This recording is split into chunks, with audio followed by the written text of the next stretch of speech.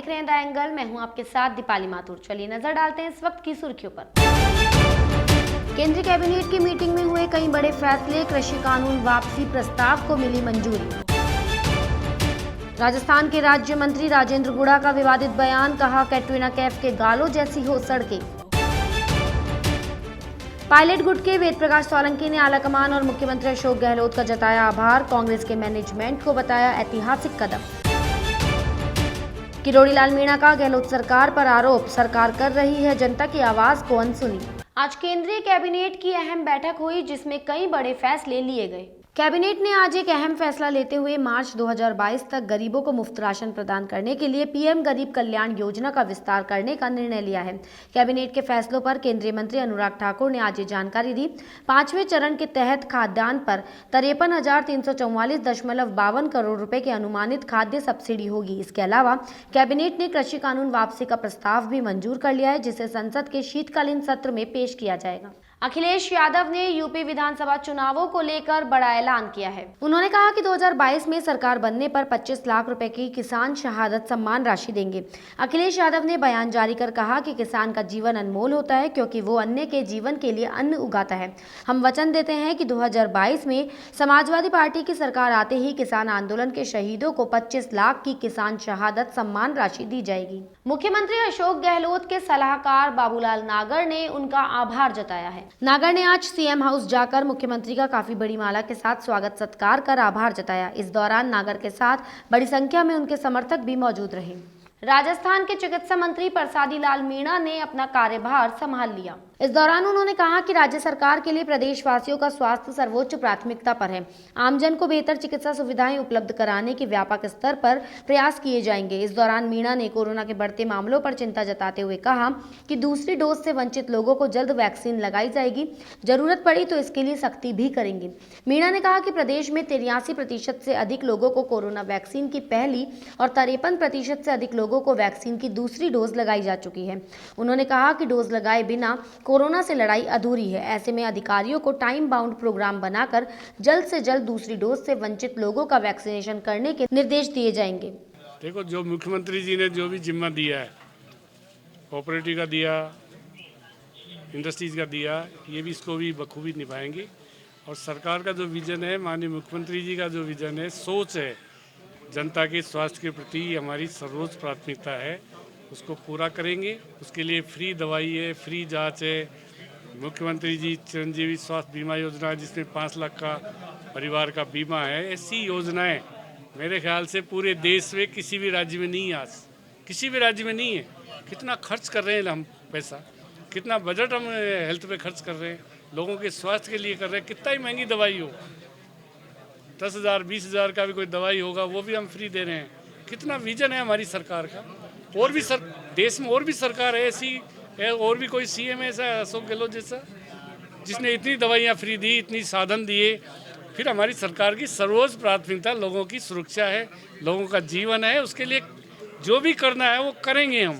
राजस्थान में मंत्रिमंडल फेरबदल के बाद ग्रामीण विकास राज्य मंत्री राजेंद्र गुड़ा ने एक विवादित बयान दिया है। बतौर मंत्री पहली बार अपने विधानसभा क्षेत्र पहुंचे मंत्री गुड़ा से लोगों ने खराब सड़कों की शिकायत की, तो उन्होंने पीडब्ल्यूडी के चीफ इंजीनियर से कहा कि मेरे गांव में कैटरीना कैफ के गालों जैसी सड़कें बननी चाहिए।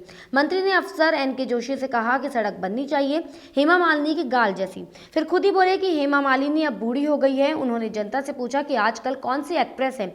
इस पर वहां मौजूद लोगों ने कैटरीना कैफ का नाम लिया, तो मंत्री ने कहा कि कैटरीना कैफ के गालों जैसी सड़क मेरे क्षेत्र में बननी चाहिए। सचिन पायलट गुट के विधायक वेद प्रकाश सोलंकी ने आलाकमान और मुख्यमंत्री अशोक गहलोत का आभार जताया है। सोलंकी ने कहा कि हमारी सभी मांगे सुनी गई हैं। एससी और एसटी वर्ग को भी अच्छा प्रतिनिधित्व मिला है। इसी के साथ उन्होंने कहा कि जिस तरह से आलाकमान, मुख्यमंत्री और तमाम नेताओं ने मैनेज किया है वो एक ऐतिहासिक कदम है। लोगों की मांग थी और विशेषकर जो मुख्य मांग थी हम लोगों की यही थी कि जो कांग्रेस का परंपरागत वोट बैंक है, कि जो कांग्रेस को वोट देता है, हमेशा जब चुनाव लड़ने जाते हैं जब ये सोचते थे कि कौन सी एसटी माइनॉरिटी के वोट जाता है, वहां से लोग पसंद करते थे कांग्रेस के नेता।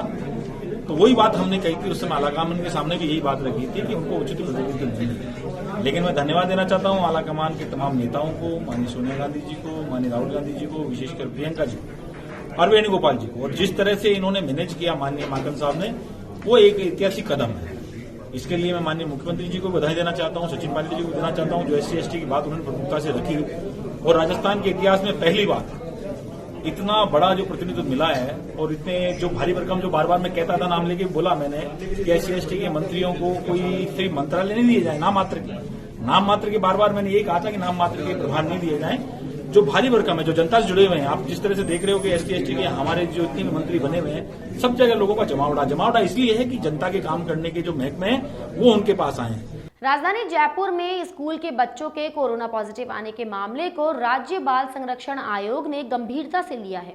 इस मामले में आयोग ने शिक्षा विभाग को पत्र भी लिखा। आयोग के अध्यक्ष संगीता बेनीवाल ने बताया कि शिक्षा विभाग को पत्र लिख ऑनलाइन शिक्षा का ऑप्शन रखने की मांग रखी है। उन्होंने कहा कि स्कूल कोरोना गाइडलाइन की पालना करे और इसके लिए अधिकारी मॉनिटरिंग भी करें। हाल ही में जिस तरह से जयपुर के निजी विद्यालय में कोरोना से पीड़ित बच्चों की संख्या हमारे सामने आई, उसको लेकर बाल आयोग ने गंभीरता दिखाई और तुरंत प्रभाव से शिक्षा निदेशक को पत्र जारी कर पत्र के माध्यम से आदेश जारी करने की बात कही है कि स्कूलों में एक बार पुनः ऑनलाइन शिक्षा के हेतु भी ऑप्शन रखा जाए और किसी भी अभिभावक को और बच्चे को स्कूल आने के लिए बाध्य न किया जाए। मेहंदीपुर बालाजी में बीजेपी के चिंतन शिविर का आज दूसरा दिन है। भाजपा के चिंतन शिविर की बैठक में शामिल होने के लिए भाजपा प्रदेश अध्यक्ष सतीश पूनिया मेहंदीपुर बालाजी पहुंचे। यहां भाजपा कार्यकर्ताओं ने पूनिया का जोरदार स्वागत किया। इस दौरान दौसा सांसद जसकौर मीणा, राष्ट्रीय मंत्री डॉक्टर अलका सिंह, अनुशासन समिति के सदस्य व पूर्व सांसद ओंकार सिंह लाखावत सहित भाजपा के कई कार्यकर्ता मौजूद रहे। राजस्थान की पूर्व मुख्यमंत्री वसुंधरा राजे मेवाड़ के दौरे पर है। राजे ने आज यहां चारभुजानाथ के दर्शन किए। इस दौरान राजे जनता से भी मिली। उन्होंने कहा कि कोविड के बाद अब मैं अपने परिवार के लोगों का हाल जानने निकली हूं और इस कोविड काल में अपनों को खोया है उनके घर जा रही हूं। कोविड के कारण काफी नुकसान हुआ है। वहीं इस दौरान राजे ने अपनी बहू की तबीयत का भी जिक्र किया। राज्यसभा सांसद किरोड़ी लाल मीणा ने आज अपने समर्थकों के साथ जयपुर कूच किया। गगवाना, बालाहेड़ी व टुडियाना ग्राम पंचायतों को बैजूपाड़ा पंचायत समिति से हटाकर महवा पंचायत समिति में सम्मिलित करने की मांग को लेकर कूच किया गया। किरोड़ी लाल ने बालाहेड़ी मोड़ से स्थानीय जनता के साथ जयपुर के लिए कूच किया। मीणा का आरोप है कि स्थानीय लोग पहले से ही इसका विरोध कर रहे हैं, पर सरकार जनता की आवाज को अनसुनी कर रही है। जनता की समस्याओं के लिए पार्टी को मजबूत करने और जनता के सामने समस्याएं, कानून की स्थिति खराब है, बिजली महंगी हो गई, पूरी बिजली नहीं मिल रही, रात में किसानों को बिजली मिल रही है, खाद नहीं मिल रहा, इन सब विभिन्न विकास में राजस्थान पिछड़ गया। इन सब मांगों को लेकर पार्टी के साथ वो बैठेंगे। चिंतन शिविर है, वो तो पार्टी का रूटीन का कार्यक्रम है। इस बुलेटिन में फिलहाल इतना ही। अगर आपको हमारा वीडियो पसंद आया हो तो हमारे चैनल को लाइक, शेयर और सब्सक्राइब जरूर करें।